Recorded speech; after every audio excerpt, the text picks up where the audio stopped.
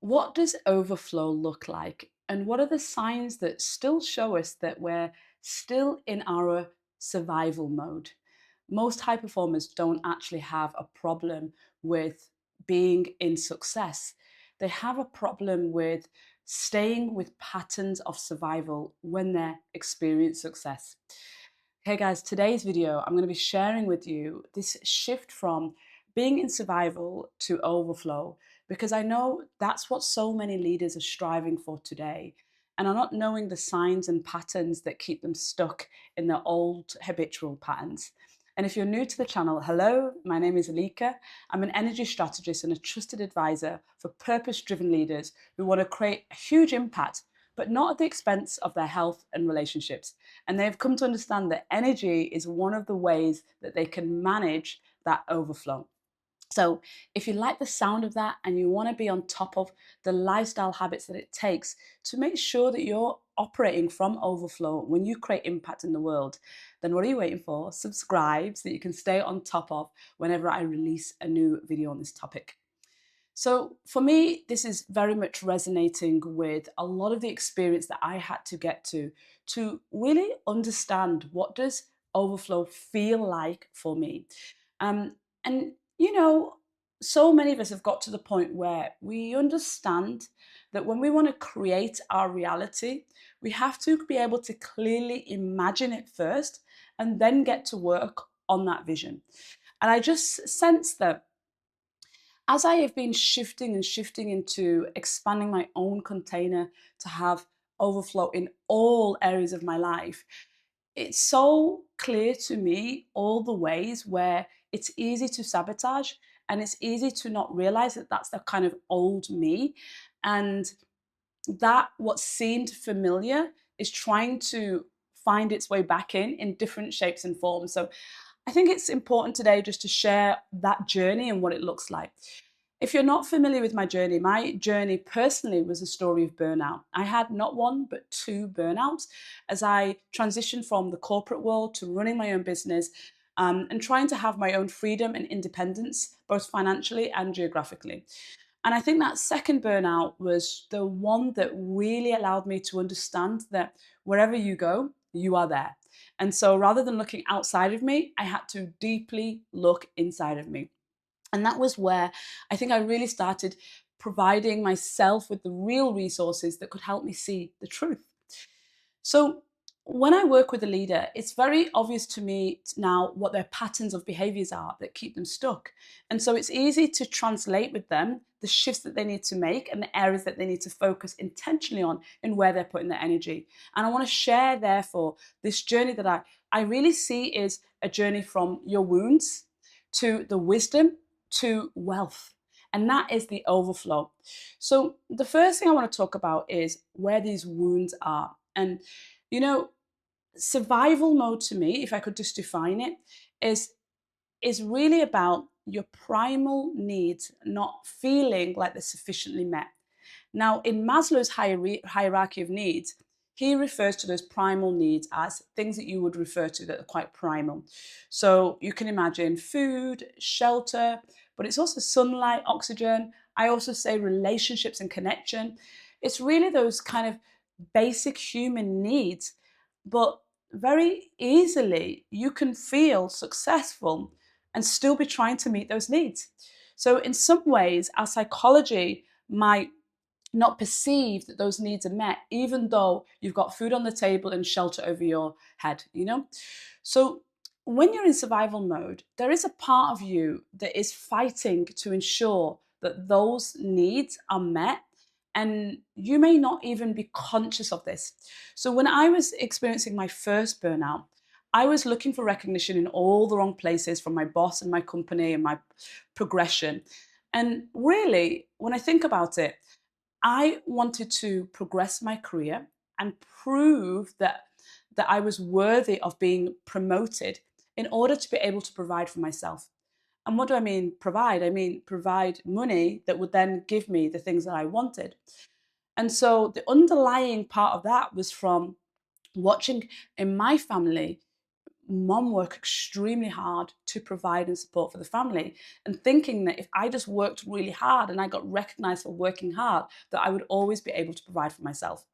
Now, my second burnout, I already had achieved wealth and and career status, but I ran the same pattern in my own business, and that's because I obviously had the same belief running, which was to work hard, not smart.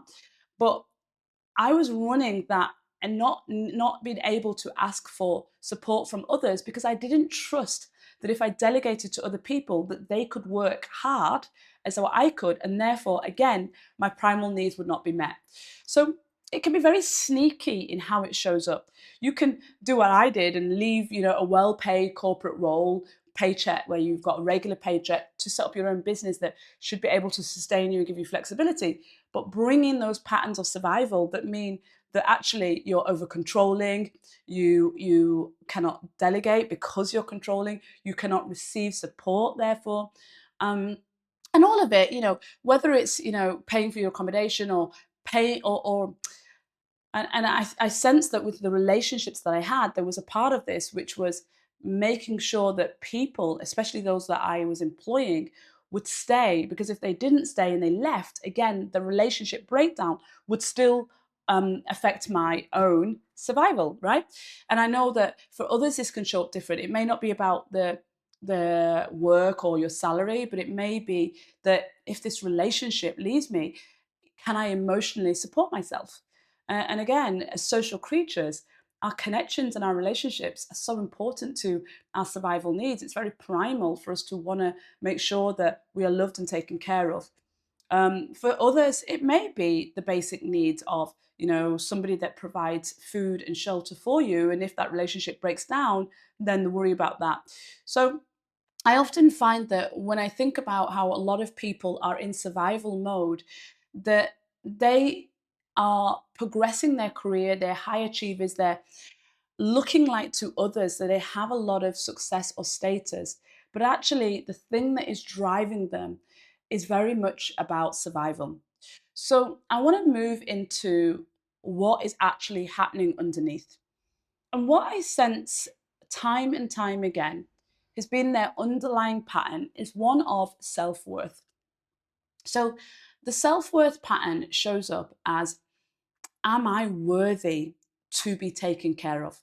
Either to be paid. And so when I think about how I worked and I used my physical body until it burnt out, I clearly didn't feel worthy to work shorter hours, to work like all of the rest of the leadership team that I worked with that left on time and didn't work late into the night, and still be recognized for the work that I do and not the hours that I put in. So I worked for FaceTime to be seen to be working hard versus efficiency in actually the work and the results that I produced. And there you can see clearly there was a worthiness.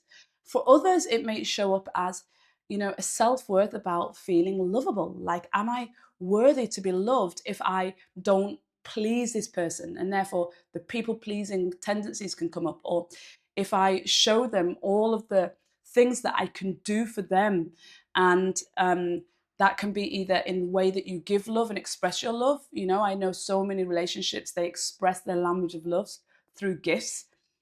So, there can be therefore a tendency to feel like you have to buy somebody's love.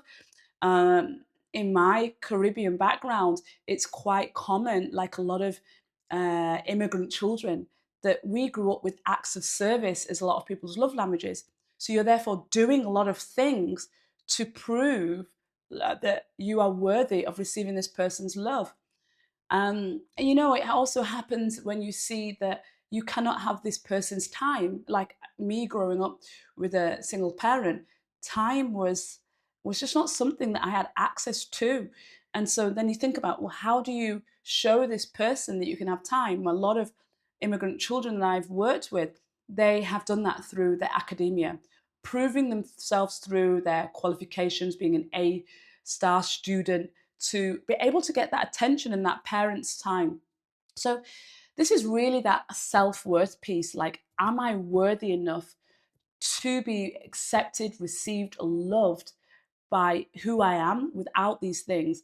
And in my work, obviously, we use human design as the way to show people their unique expression of their energy body and how they can personalize their own version of success. And those people that in the human design body graph have the open heart center, I tend to see that that's where I need to prioritize a lot of the work, the inner work that we do is on that self worth. Because when you have that open heart center, you are channeling and receiving other people's energy and being a chameleon for what they want you to be, and learning how to sit within your own identity of the own I am is so important. And it's funny, as I filmed this now in June 2026, we're having a phenomenal astrology shift, which is Chiron, which is known as the wounded healer, moving from Aries, which is known as the I am, the identity, the who am I, the self-identity piece, right? The first sign of the astrology zodiac. So we're having that shift of Chiron in Aries to Chiron in Taurus. And that's a very different, Taurus energy is a lot about abundance and luxury and building sustainably, and connection to nature and the beauty of that. So what I can see is clearly that shift from the I am and my self-worth, and I having a clarity around who I truly am and what my identity is in the world, to knowing that I am worthy, and this is what worthiness moves from. So I would, I would invite anyone firstly to check their human design chart. If you haven't looked into my videos on human design, you can see those in the videos. I do a very small portion now of human design readings. If you're interested, you can reach out to those. I only have a few open slots for just human design readings so that we can focus on our concierge clients and allowing them to implement their human design in all areas of their life. But I think if you do have access to your chart, it'd be really good for you to look if you do have that open heart center, and know that's deep work that needs to be done, and deep inner work on the self-worth piece around identity.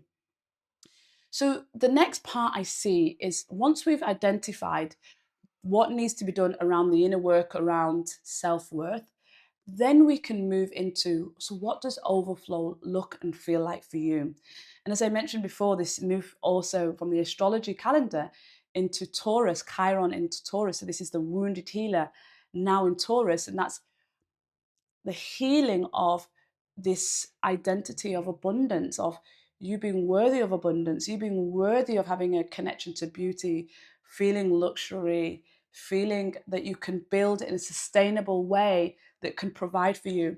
I think about what that feels like. And so I want to give you some really clear ways that I look at it with our concierge clients. So I have my energy reset framework that I use, where we look at the 4 pillars. So the first pillar is around the nutrition, how they actually eat, and how they understand their ancestral ways of eating for energy. And this is about knowing that you are worthy of eating the food that feeds your body the nutrients that you need to thrive. So, yes, I recall a time where I used to go in the supermarket and I used to only shop based on how much it cost. And then I would look at some of the expensive produce and go, oh no, look at the price of that. But there is a shift where you go, yeah, I might not just spend excessive on it, especially when I can get it from somewhere cheaper, but I am definitely worthy of buying the right foods.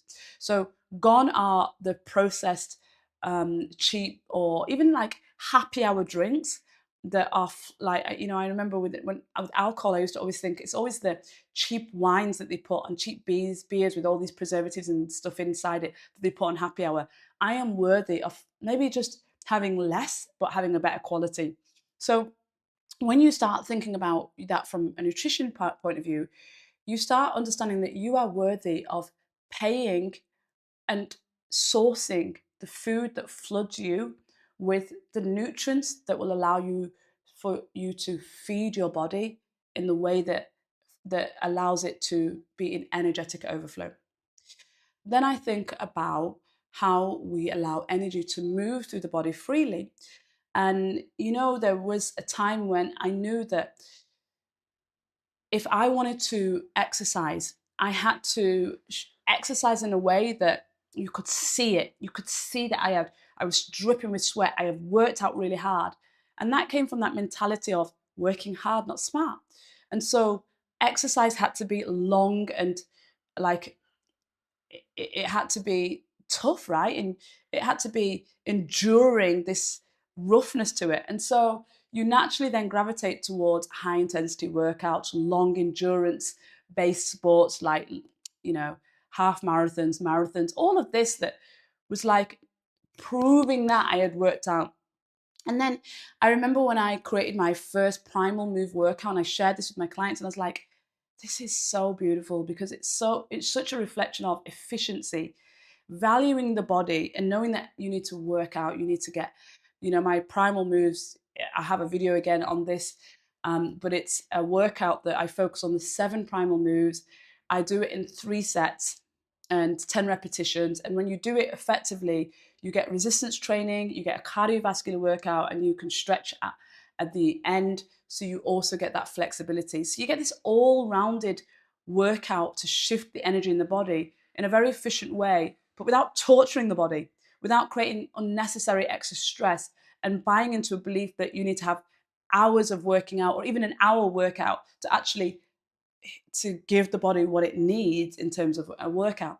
So this was a really good example of how movement became something that was overflow. And then I also know that when I incorporated longer walks and things like yoga, yin yoga, for me, yin yoga like really felt like my body was in overflow, that I could just lie and sit in positions and breathe and give myself permission to allow softness to be how I moved my body. So this is how it felt like for me to be in overflow with how I moved. Now, when I think about how I work, gone are the days where I think I need to have lots of people that are part of my team that actually just create more stress because managing people was really stressful for me. And I actually think about efficiency. I think about how do I support myself with processes and systems that allow me to flow and allow things to be done in the background and to build something that is sustainable rather than like having to repeat lots of administrative tasks that just end up burning me out and also don't play to my strengths. So overflow in my business also looks like systems and structures and containment and well-trained people that know what they're doing and repeatable models. And like always, right now it's also about growing and allowing myself to learn the newest systems and the newest technology, the latest ways of being able to, in ways that I can be replaced, and me be able to sit in the area that just brings me the most joy, like creating content and actually being able to be there for my clients because I'm serving them from my overflow, and all the things that just burn me out and take all my energy are done by somebody else and delegated. This is the overflow of what I want to continue to grow and shape my business under. And then, in my relationships, I think it feels like allowing myself to have relationships where they're deep, they're meaningful, we can have truthful conversations. I was having a conversation with a friend this weekend, and she gave me some feedback that was good feedback, and she told me it was difficult for her to say it, but she had to say it because it was her truth, and she hoped I was okay with it. And as I stood there, I was like, this is what I want. This is beautiful, because I deeply know that anything that she says to me is from her heart. Agree or disagree, I know it's from her heart. Actually, I agreed with her, but I still knew it was from the heart. And also, I want to be in a friendship where they feel like they can tell you the truth, even if they're nervous about how you may take it. That to me is the depth and meaningful relationships, that the only ones I want to be in. And when I think about love and romance, it's a containment that allows you to feel that you can be your most authentic self and you're accepted in that version. And that doesn't mean that you don't get feedback, you don't have to grow or even change, but it's changing for the highest expression of you so that you can, again, experience more inner peace and more joy in your life. And so, whether that's personally or professionally, those relationships that allow that can be present for you to grow and to be your authentic self, that's the only type of relationships that I want. I don't want to feel like I have to contract my energy. I have to second guess before I speak. I have to mute my words because it can't be, it can't, that energy cannot be held by the other person. So overflow allows that full expression of yourself. And then when I think about how our nervous system feels, and I think honestly, this one for me is the most important one, because this is the one where your business can be successful on paper, but you are stressed out, exhausted, have anxiety every day. This one is the one where, you could have this relationship and everybody is admiring your relationship, but you are anxious around this person. You don't have trust. You don't know where your relationship is going. You feel like you're treading on eggshells. These are all things that people can experience in relationships, or even containers and environments where other people are looking at them going, oh my God, you've got this amazing relationship, or you were so lucky, or you've got this career, or you've got this job. And you inside know that you are running on high cortisol, you are having sleep issues, you just feel dysregulated or anxious. And so overflow for me is a feeling of safety in the nervous system where you feel grounded, which means that you feel calm, you feel relaxed, you feel that you can share what you want to share, you feel that you can experience joy and play, you feel at harmony personally and professionally. There's harmony in your environment. Your mind feels at peace, right? This is the feeling, the true feeling of overflow. And the difference between feeling successful and being successful in overflow is that you are no longer carrying the patterns of success with the survival mode that comes with it, that dysregulates you. So at this stage, overflow in success feels like calmness, it feels like peace, it feels like harmony, it feels like you can play and you have creativity. Because again, if we were to look at the chakra system, the survival mode is those lower two chakras. It's the root chakra, it's the sacral chakra, it's meeting those primal needs. Whereas when you're in your heart and you're feeling the joy and the play of life, and life is a playground, and you are allowed to just experience it as an environment to play in. All your experiences is an opportunity to play and experience joy. That's those higher realms. That's the heart. That's the overflow. That's the connection of the crown to source, where you are experiencing these downloads and these inspirations and these ideas, and you have the energetic overflow to play with them and to do with them, and not be like, oh, but who's going to help me build that? Or yeah, but I would love to do that, but I can't express myself from my throat chakra because it's not open, because you don't feel safe to speak about it.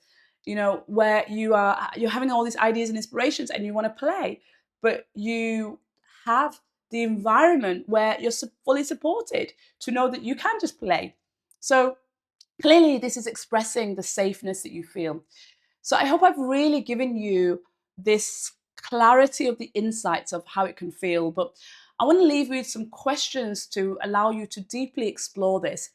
And the question that I would ask you to journal on, reflect on, pause and sit on this video and sit with is, what area of your life do you feel that you are not worthy to fully receive an expanded version of yourself in? So your expansion could be in your money, your wealth, could be in the depth of your relationships, it could be the expansion of your health. It doesn't matter, but it's looking at what area of your life do you not feel worthy to receive the expansion of your energy in that area. And a second question to deepen that would be, what would you need to shift energetically for you to fully receive in that area. And I really invite you to understand that the true work that you deeply integrate is the work that shows up as receipts in your life of not just what you think, but how you experience overflow from success. So I would love to hear what comes up for you when you watch this video. So do leave me some comments below on either your answers to those questions, those reflection questions, or just your thoughts and comments from watching the video. I always say that the best place to really just kind of learn the habits and the behaviors that I use and I share when I'm talking to my clients, and I reflect on in my own ways when I'm auditing my energy in all areas of my life is through my newsletter. As I feel like I'm my most vulnerable there. I share really just how this shows up for me and how I'm weaving around it. So you'll see the details of my newsletter. I really recommend that you sign up for that because I share weekly my energy audit and just share what this looks like in full reality. So I love sharing this with you. I hope you've enjoyed this video as much as I've enjoyed sharing it with you. So give it a like if it's giving you some value, and I will see you on the next one. Take care.